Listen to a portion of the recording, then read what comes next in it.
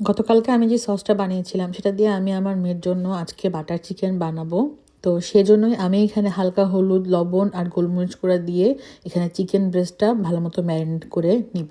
Marinate করার আগে আমি চিকেন ব্রেস্টটাকে ভালো মতো প্যাট ড্রাই করে নিয়েছি।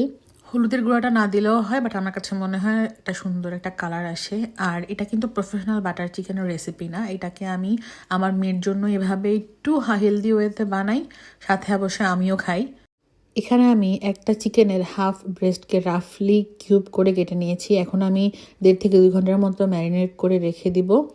আর ওভারনাইটও ম্যারিনেট করা যায়। এই চিকেনটা রান্না করতে যেন আমার খুব কম সময় লাগে, তাই চিকেনটা ম্যারিনেট করার পাশাপাশি আমি এখানে কিছু মশলা হালকা পানি দিয়ে ভিজিয়ে রাখবো। এখানে আছে লবণ, গোলমরিচ গুঁড়া, রসুন গুঁড়া, হালকা ধনিয়া গুঁড়া, জিরা গুঁড়া আর গরম মশলা গুঁড়া। আমি খুবই অল্প পরিমাণ নিয়েছি প্রত্যেকটা মশলা। এখন আমি প্যানে বাটার দিয়ে দিব। এরপর ম্যারিনেট করা চিকেন পিসগুলো আমি বাটারে ভেজে নিব।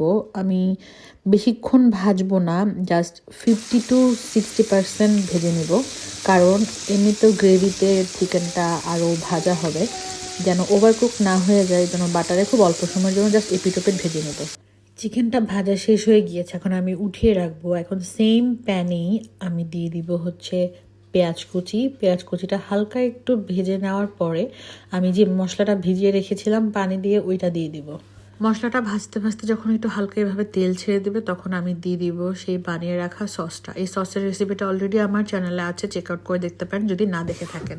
সসটা আগে থেকে যেহেতু সিদ্ধ করা, তো এত বেশি রান্না করার দরকার নেই। আমি জাস্ট এখানে মশলাগুলোর সাথে হালকা মিশিয়ে তারপর অল্প একটু পানি দিয়ে দিব। পানিটা হালকা একটু টেনে এলে আমি দিয়ে দিব বাটার চিকেনটা। বাটার চিকেনটা 95%-এর মতো হয়ে এলে আমি এখানে দিয়ে দিব ফ্রেশ ক্রিম। ক্রিম দিয়ে দিচ্ছি। এই তো বাটার চিকেন রান্না করা শেষ। আমি এখন বক্সে উঠিয়ে নিচ্ছি। আশা করি আজকের রেসিপিটা আপনাদের কাছে ভালো লেগেছে। তো আজকে এই পর্যন্তই। আল্লাহ হাফেজ।